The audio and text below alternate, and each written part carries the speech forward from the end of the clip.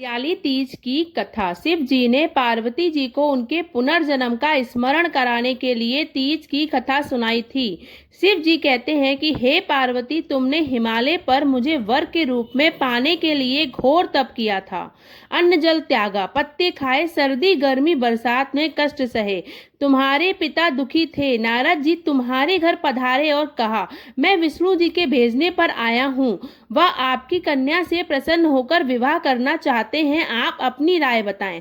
पर्वत राज प्रसन्नता से तुम्हारा विवाह विष्णु जी से करने को तैयार हो गए। नारद जी ने विष्णु जी को यह शुभ समाचार सुना दिया, पर जब तुम्हें पता चला तो बड़ा दुख हुआ। तुम मुझे मन से अपना पति मान चुकी थी।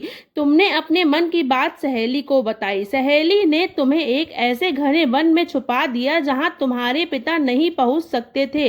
वहां तुम तप करने लगी। तुम्हारे लुप्त होने से पिता चिंतित होकर सोचने लगे, यदि इस बीच विष्णु जी बारात लेकर आ गए तो क्या होगा। शिव जी ने आगे पार्वती जी से कहा, तुम्हारे पिता ने तुम्हारी खोज में धरती पाताल एक कर दिया, पर तुम ना मिली। तुम गुफा में रेत से शिवलिंग बनाकर मेरी आराधना में लीन थी।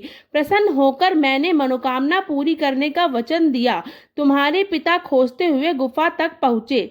तुमने बताया कि अधिकांश जीवन शिवजी को पति रूप में पाने के लिए तप में बिताया है। आज तप सफल रहा। शिव जी ने मेरा वरण कर लिया। मैं आपके साथ एक ही शर्त पर चलूंगी, यदि आप मेरा विवाह शिव जी से करने को राजी हो।